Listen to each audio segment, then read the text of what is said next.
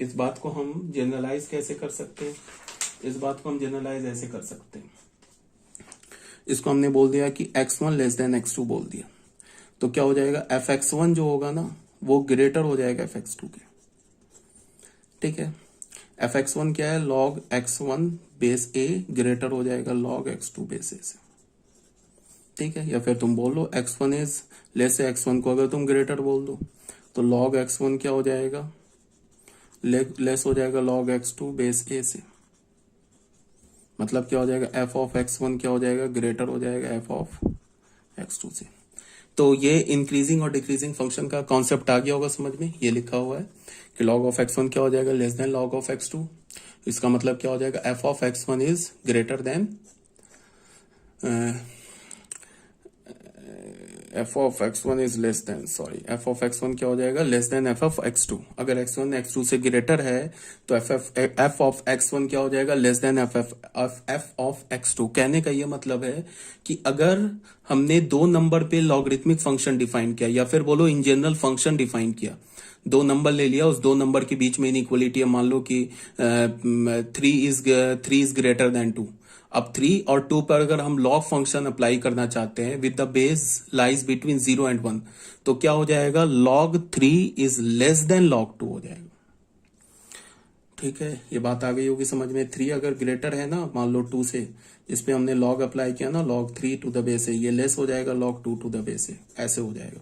किसके लिए, जब a हमारा 0 से 1 के बीच में लाई करेगा। और अगर 3 ग्रेटर देन 2 है तो log 3 भी log 2 से ग्रेटर हो जाएगा विद द बेस a, कब, when base a is greater than 1। ये कहने का मतलब है। ठीक है, इसी बात को यहाँ पे तुम्हें लिखा हुआ है, ये जो पॉइंट नंबर 8 और पॉइंट नंबर 9 है, ये सेम बात यहाँ पे लिखा हुआ है। यहाँ पे क्या बोला जा रहा है, यहाँ पे बोला जा रहा है कि भाई a is greater than 1 then the value of fx is equal to log x to the base a increases with the increase in x। ये तो ऑलरेडी बताया जा चुका है। तो अगर x y से छोटा है तो इससे क्या इंप्लाई कर रहा है कि log x to the base a, ये भी लेस होगा log a to the base log y बच्चों इसको करेक्ट कर लेना, log y to the base a, इससे क्या होगा, ये लेस होगा log x to the base a, less होगा log y to the base a से। ठीक है, और log x to the base a को हमने ऑलरेडी ऐसे डिफाइन कर रखा है ग्राफ बनाने के लिए, तो ये डिफाइन किया था ना। अब अगर हमारे पास बेस 0 से 1 के बीच में है, then the value of fx किसके इक्वल है, y के इक्वल है, decreases with the increase in x। ये तो ऑलरेडी बताया जा चुका है। ये क्या होगा, डिक्रीज होगा, y का वैल्यू डिक्रीज होगा, कब, जब x का वैल्यू इंक्रीज होगा। तो अगर x y से छोटा है ना, तो इस पर अगर तुम log अप्लाई करोगे ना, तो log x to the base a greater हो जाएगा log y to the base a। यहां से तुम यहां देखो या यहां से यहां देखो, दोनों केस में इनइक्वालिटी रिवर्स हो रहा है। इससे तुमको अगर यहां से तुमको यहां जाना है ना, तो इनइक्वालिटी को रिवर्स करना होगा, यहां से यहां आना है तो भी इनइक्वालिटी को रिवर्स करना होगा। ठीक है, और ये तो ग्राफ बनाने से पहले ऐसे ही तो हमने लॉग फंक्शन डिफाइन किया था। ठीक है, ये बात आ गई होगी समझ में। और उसके बाद हमारे पास क्या है, उसके बाद जो हमारा 9th प्रॉपर्टी हो गया, 10th प्रॉपर्टी में क्या है कि log x to the base a, log x to the base a को हम क्या लिख सकते हैं, 1 upon log a to the base x।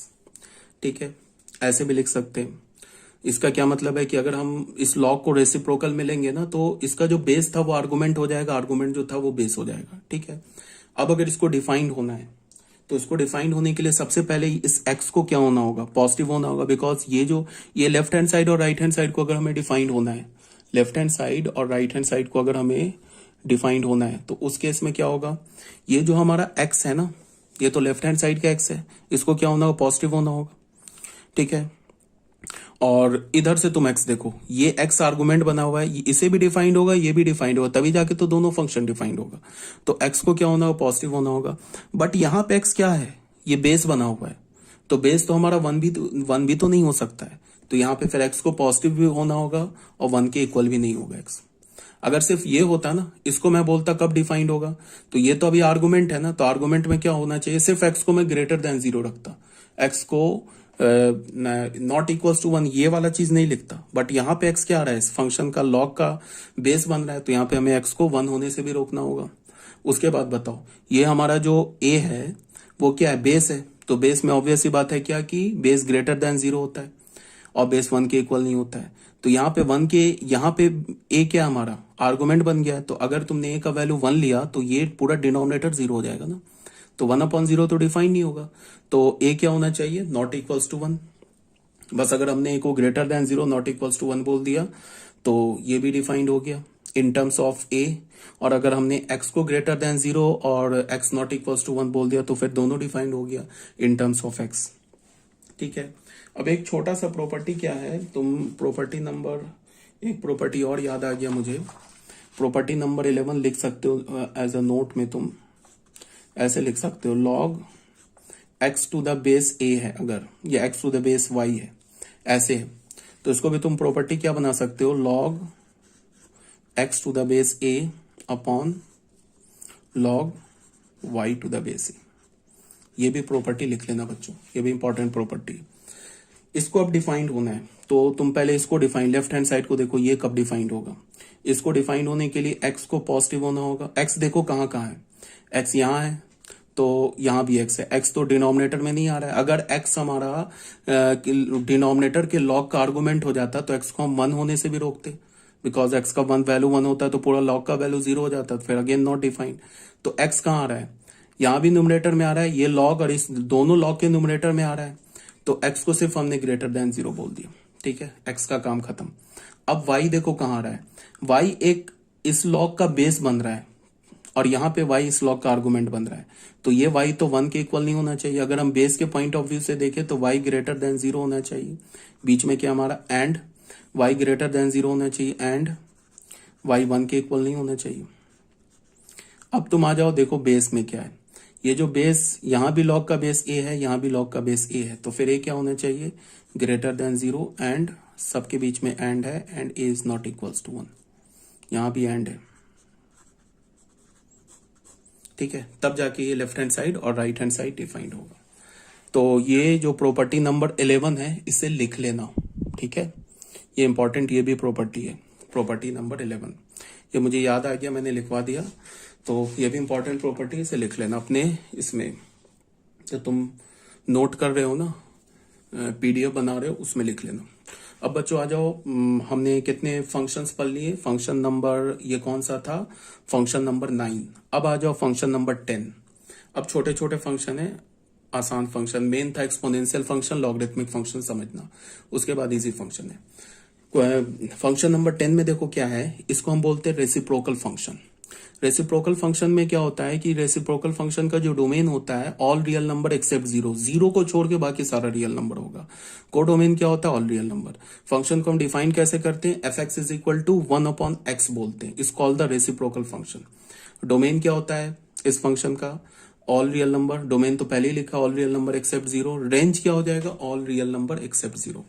Function का कर्व जो होगा ना वो कुछ ऐसा होगा, 0 पे तो फंक्शन डिफाइंड ही नहीं है, डोमेन में ही नहीं है 0, तो 0 के क्रॉसपॉन्डिंग जब हम स्ट्रेट लाइन खींचेंगे तो क्या मिलेगा, हमें यही y मिलेगा, तो ये कर्व को कहीं भी कट नहीं करेगा। अब तुम ऐसे देखो, इसको थोड़ा और डिटेल से देखते हैं।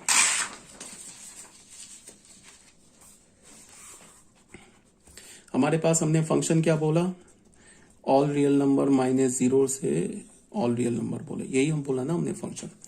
तो इसको तुम ऐसे देखो, इसमें क्या है कि अगर हम x के वैल्यू को ना पॉजिटिव इंफिनिटी की ओर ले जाए, ऐसे एरो का मतलब अप्रोचिंग टू इंफिनिटी, तो y जो होगा ना, देन y क्या होने लगेगा, 0 को अप्रोच करने लगेगा, 0, और ऊपर ऐसे प्लस लिखा है, इसका मतलब क्या हुआ, लिमिट के केस में, लिमिट 11th क्लास के बच्चे नहीं जानते हैं, बट अभी जो समझा रहा हूं उसको ध्यान से सुनो, क्या बोला जा रहा है।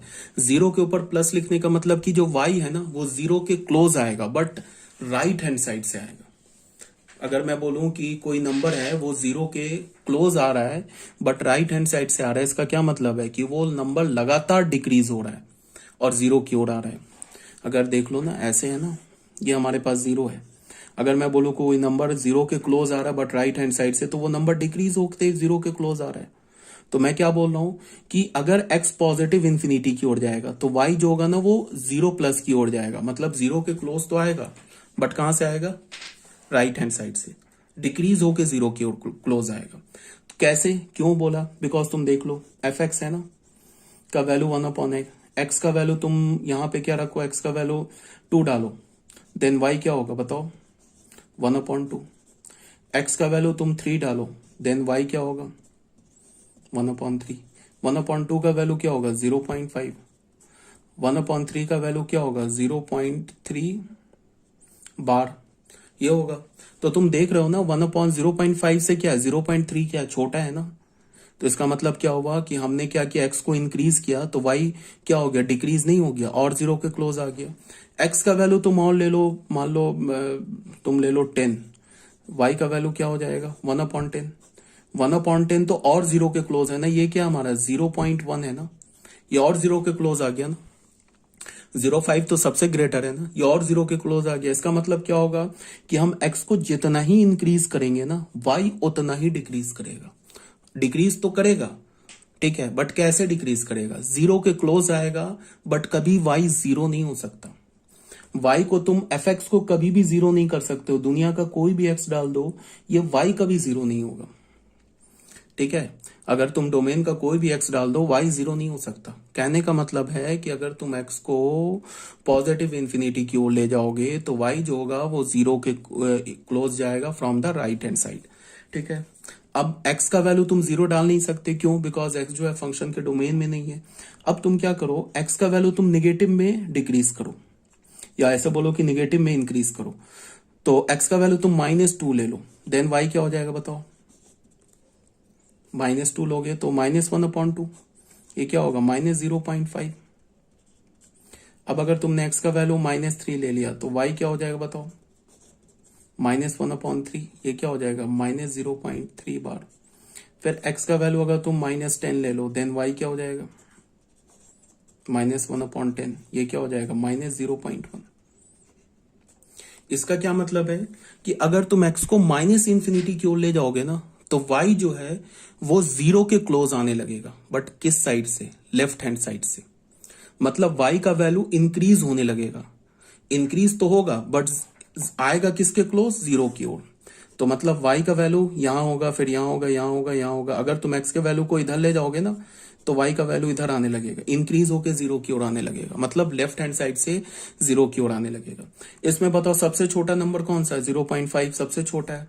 उसके बाद बड़ा कौन सा है, 0.3 बार है। उसके बाद बड़ा कौन सा है, 0.1, -0.1 बड़ा है। तो इसका क्या मतलब है कि देखो, जैसे जैसे हम x को डिक्रीज करते जा रहे हैं ना, माइनस इंफिनिटी की ओर लेते जा रहे हैं, y का वैल्यू क्या होता जा रहा है, बढ़ता जा रहा है, ठीक है। x हमारा -इंफिनिटी की ओर जा रहा है, y का वैल्यू बढ़ता जा रहा है।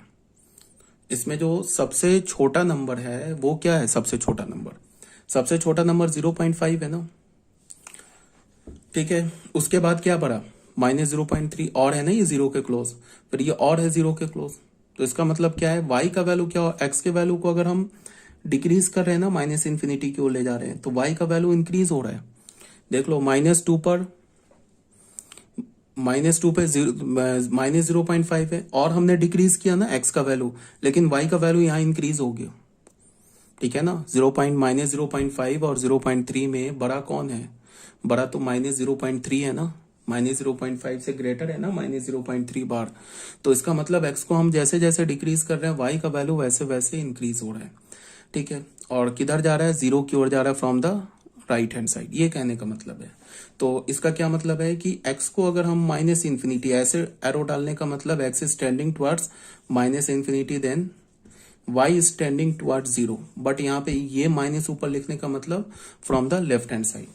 तो अभी हमने क्या देखा, ठीक है, अभी हमने देखा कि x को अगर हम पॉजिटिव इंफिनिटी की ओर ले जाएं तो y क्या हो जाएगा, y जो है वो 0+ की ओर जाएगा। x को अगर हम -इंफिनिटी की ओर ले जाएं तो y क्या होगा, 0- की ओर जाएगा, ठीक है। अब अगर हम x को, अब तुम ऐसे देखो, x इज इक्वल टू अगर हमने रखा 0.1 रखा, देन y क्या हो जाएगा, y 10 हो जाएगा।